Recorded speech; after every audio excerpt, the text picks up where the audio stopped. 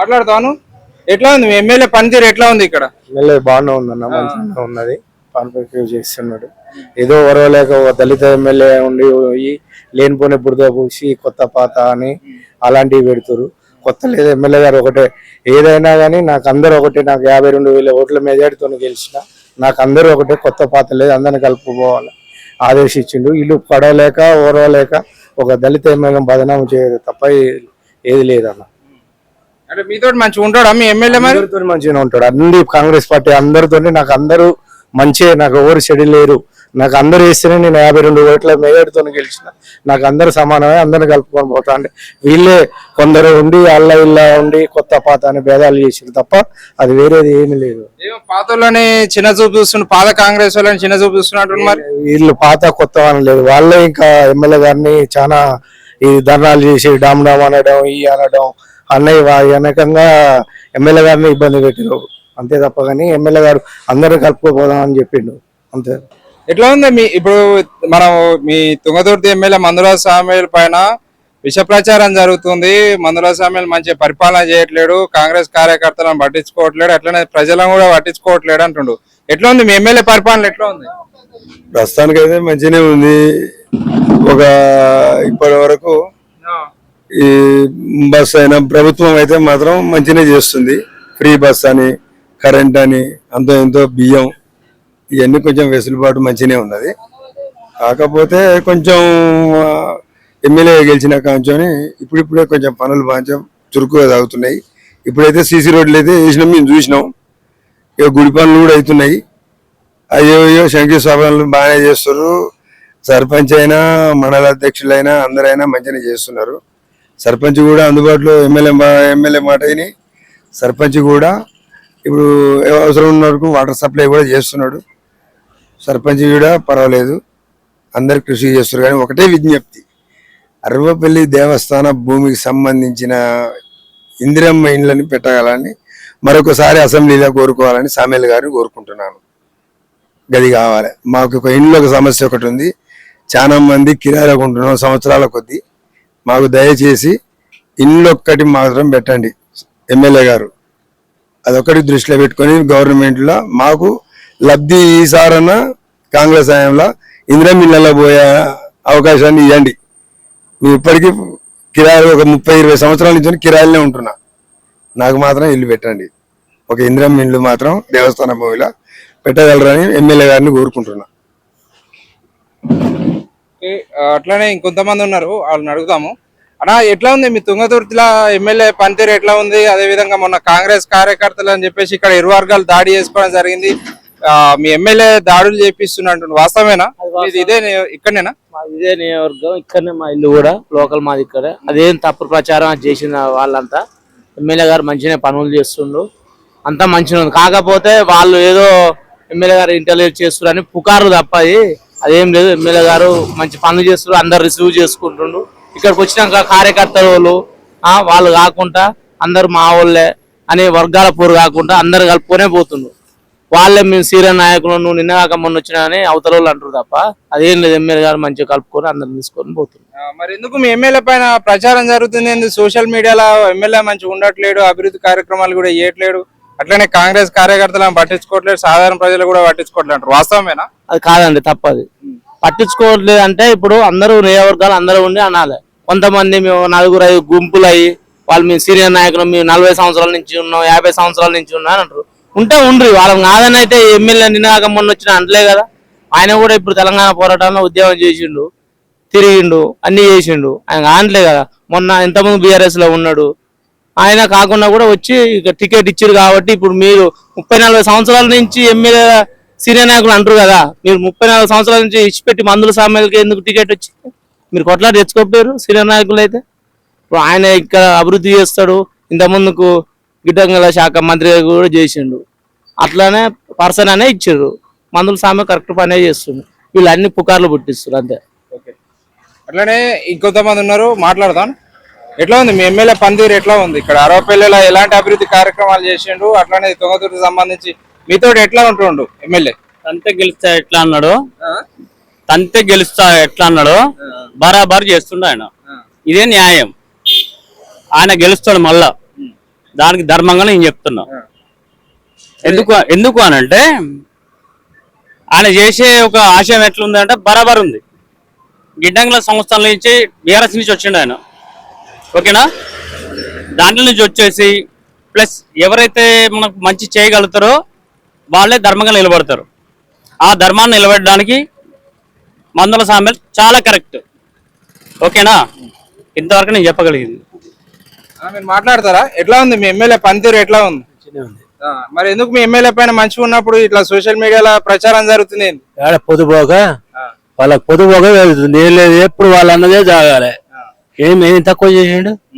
తిమ్మాపురం నుంచి తుంగతుర్తి దాకా బ్రహ్మాండంగా రోడ్డు వేసిండు. గతగడ ఎక్కువ చేసిన ఆయన ఎవడు మంచిగా చేసిండు, పనికి బ్రహ్మాండంగా చేస్తుండు. గతంలో ఉన్న కూడా గురుకుల పాఠశాలకు పిల్లలు తీసుకుపోయి చెప్తూ చేస్తూనే ఉండు.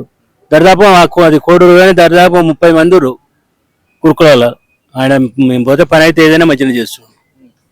గతంలో ఉన్న ఎమ్మెల్యేకు ఇప్పుడు మీ ఎమ్మెల్యేకి తేడా అయింది. గతంలో ఉన్న ఎమ్మెల్యే దగ్గర కూడా కానీ చెప్పేది, ఇప్పుడు ఉన్న మాత్రం పిలుచుకొని పని అయితే చేస్తుండు. ఎందుకు మరి మీ ఎమ్మెల్యే పైన ఇట్లా ప్రచారం జరుగుతుంది? మొన్న ఈడ కూడా ఇరు వర్గాలు దాడి చేసుకోవడం జరిగింది. ఏదో కావాలని పడివడని వ్యవహారాలు చేస్తారు కానీ అది తప్పు వాళ్ళు చేసేదంతా. కాకపోతే మేము అన్నదే సాగాలనే నియంతగా పోతురు అంతేగాని ఆయన కాడిపోతే పని చేయని ఆయన కాదు, లేని పొద్దుపోయిన వాళ్ళు చేస్తున్నారు. అది వాళ్ళ ఆ ఎమ్మెల్యేకు అప్పుడు ఉన్న ఎమ్మెల్యేకు వాళ్ళ తొత్తుకు ఉన్నోళ్ళే వాళ్ళే ఈ గొడవలు చేసేది, వెరైటోళ్ళు కాదు. సీనియర్ కాంగ్రెస్ కార్యకర్తలు అని చెప్పుకుంటారు. రేవంత్ రెడ్డి సీనియర్ కాదు, వాళ్ళు ముఖ్యమంత్రి అందరూ ఒకసారి వచ్చిన వాళ్ళేనే చెప్తారు. సీనియర్ జూనియర్ ఏముండదు, పని చేసిన వాడికి పదవులు. సీనియర్ అని ఏముంది, పని చేసిన వాళ్ళకి పదవులు ఉంటాయి. నీతి నిజాయితీగా పని చేస్తే పని అవుతూనే ఉంటుంది.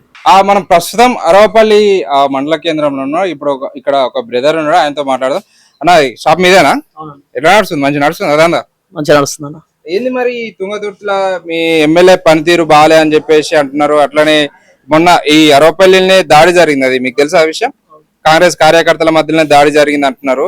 వాస్తవానికి ఎమ్మెల్యేని దాడులు చేపిస్తున్నారు అంటున్నారు. వాస్తవం ఏంది? అసలు వాస్తవానికి అయితే డెవలప్ పరంగా చూసుకుంటే మందుల సామేల్ గారు వచ్చిన తర్వాతనే డెవలప్ అనేది మన కాన్షియస్ లో పడుతుంది అన్న. ఇంతకుముందు గాదర్ కిషోర్ బీఆర్ఎస్ పార్టీ ఉన్నప్పుడు డెవలప్మెంట్ అంటే కూడా ఎవరికి ఏం కనపడలేదు, చేయలేదు కూడా. వాళ్ళు ఏమైనా ఇసుక మీద పడ్డారు, బయటకు వెళ్ళిపోయారు. మందుల సామేల్ గారు వచ్చిన తర్వాతనే డెవలప్మెంట్ మొత్తం కనపడుతుంది. దాంట్లో నేను పుట్టినగాంచి చూస్తున్నా, మా మండలంలో వేలుచర్ల విలేజ్ కి ఇంతవరకు అసలు సీసీ రోడ్డు, అసలు వాళ్ళు రోడ్డు చూసిన పాపాన కూడా పోలేరు వాళ్ళు. ఇన్ని సంవత్సరాల తర్వాత, ఒక 50 ఏళ్ళ తర్వాత కూడా ఇప్పుడు మందుల సామేల్ గారు వచ్చిన తర్వాతనే మొన్న శంకుస్థాపన చేసి ఇప్పుడు పనులు నడుస్తున్నాయి సీసీ రోడ్డుకి. ఆ ఊళ్ళో కావచ్చు, ఏది అంగన్వాడీ కూడా ఇంతకుముందు లేదు, మొన్న సామేల్ గారు వచ్చిన తర్వాతనే చేసారు. ఇప్పుడు గతంలో అయితే టీఆర్ఎస్ పార్టీ గ్రామ శాఖలు కావచ్చు, వాళ్ళ లీడర్లు, వాళ్ళ వార్డు మెంబర్లు ఉన్న వార్డులలో కూడా సీసీ రోడ్లు లేవు. ఈ రోజు కాంగ్రెస్ ప్రభుత్వం వచ్చిన తర్వాత కాంగ్రెస్ హయాంలో టీఆర్ఎస్ పార్టీ వాళ్ళ ఇంటి ముందట కూడా సీసీ రోడ్లు వేపిస్తున్నాం. పార్టీలతో సంబంధం లేకుండా కూడా చేస్తున్నాం సామేలు. మరి ఎందుకు ఇన్ని చేస్తున్నా కూడా మీ ఎమ్మెల్యే మీద విష ప్రచారం జరుగుతుంది? కాంగ్రెస్ పార్టీ అంటేనే వర్గాలన్న. కాంగ్రెస్ పార్టీ అంటేనే వర్గాలు. కాంగ్రెస్ పార్టీలో ఎట్లుంటదంటే ఎమ్మెల్యే కాకపోతే ఎంపీ అంటారు, ఎంపీ కాకపోతే ముఖ్యమంత్రి అంటారు, ముఖ్యమంత్రి కాకపోతే పీఎం అంటారు. ఇక కాంగ్రెస్ పార్టీ ఒక సముద్రం కాబట్టి ఇక తప్పదు, ఇక దాంట్లో వర్గాలు అనేవి ఖచ్చితంగా ఉంటూనే ఉంటాయి. కాకపోతే సామేల్ గారి మీద వర్గాలు పెట్టుకొని చేయడం అనేది కొంతమంది గిట్టన వాళ్ళే. ఎందుకంటే పదవుల గురించి ఆశపడి పదవుల కోసం పోయినప్పుడు ఏమవుతుంది, ఒక పదవి ఉన్నప్పుడు ఒకరికి మాత్రమే వస్తుంది, 2-3 రావాలన్నప్పుడు మీద వాళ్ళు అసంతృప్తితో ఉంటారు. అసంతృప్తితో ఉన్న వాళ్ళు ఏం చేయాలి, నెక్స్ట్ వాళ్ళకి ఏం ఆపర్చునిటీ కావాలో అడుక్కోవాలి. అది కాకుండా మేము రోడ్లు ఎక్కుతాం, గాంధీ భవన్ పోతాం, పంచాలు చేస్తాం, గొడవలు చేస్తాం అంటే నష్టం ఎవరికి అవుతుంది? అలా ఎమ్మెల్యేకి ఏం నష్టం అయితే ఏం లేదు. జనాలకు మాత్రం ఎమ్మెల్యే మీద మంచి అభిప్రాయం ఉంది, పని నడుస్తుంది, పనులు చూస్తారు కాబట్టి ఎమ్మెల్యే మీద ఎలాంటి వ్యతిరేకత అయితే లేదు. కొంతమంది లోకల్ నాయకులే వాస్తవానికి ఇప్పుడు వాళ్ళందరూ మేము కరుడు కట్టిన కాంగ్రెస్ వాదులం అని చెప్పుకుంటారు. కానీ కరుడు కట్టిన కాంగ్రెస్ వాదులు అని చెప్పుకున్న వాళ్ళు ఇప్పుడు గవర్నమెంట్ వచ్చిన తర్వాతనే రోడ్డు మీద అవపడుతుంది తప్ప ప్రతిపక్షంలో ఉన్న రోజులు వాళ్ళ టీఆర్ఎస్ తోటి పొత్తులు పెట్టుకున్నారు, టీఆర్ఎస్ తోటి మంచిగా ఉన్నారు. ఏ రోజు కూడా రోడ్డు ఎక్కి రోడ్డు మీద ఒక ముఖం కూడా కనపడలేదు. ఇప్పుడు కరుడు కట్టిన కాంగ్రెస్ పార్టీని బట్టలు చింపుకునే వాళ్ళు మొత్తం ఒకప్పుడు టీఆర్ఎస్ పార్టీకి పనిచేసిన వాళ్ళు. ఒకవేళ వాళ్ళందరూ కరుడు కట్టిన కాంగ్రెస్ వాదులే అయితే సామేల్ అన్న ప్రమేయం ఏం లేకుండా కాంగ్రెస్ కార్యకర్తలు ఓటేయడం వల్ల, కాంగ్రెస్ సీనియర్ నాయకుల వల్ల సామేల్ అన్న గెలిచిందని మనం అనుకుంటే, మరి గతంలో 2 సార్లు అదంక దగ్గర ఎట్లా ఓడిపోయింది, 500 ఓట్లతో 2000 ఓట్లతో, అదే సీనియర్ నాయకులు కదా అప్పుడు కూడా. మరి వాళ్ళు ఎందుకు గెలిపేయలేకపోయారు? ఇప్పుడు ఆయన ఓడగొట్టింది వాళ్ళు అప్పుడు గాదర్ కిషోర్ తోటి పొత్తులు పెట్టుకొని అదంక దగ్గర 2 సార్లు ఓడగొట్టారు. ఇప్పుడు సామేల్ అన్న ఉద్యమ నేపథ్యం నుంచి వచ్చిన వ్యక్తి, ఆయన జనాలలో ప్రతి కాన్స్టిట్యున్సీలో ప్రతి ఊరు ప్రతి వాడ ఆయన అడుగులు ఉన్నాయి కాబట్టి అందరూ జనాలు ఓట్లు ఎట్లా చూసారు, సామెలన్నకు పార్టీతో సంబంధం లేకుండా 52,000 ఓట్ల మెజార్టీ తోటి గెలిపించారు. అంటే 2,000 ఓట్లతో కాంగ్రెస్ పార్టీ ఓడిపోయేది, 52,000 ఓట్ల మెజార్టీ వచ్చిందంటే ఈ సీనియర్ నాయకులు పనిచేసి వచ్చిందా? కాదు కదా.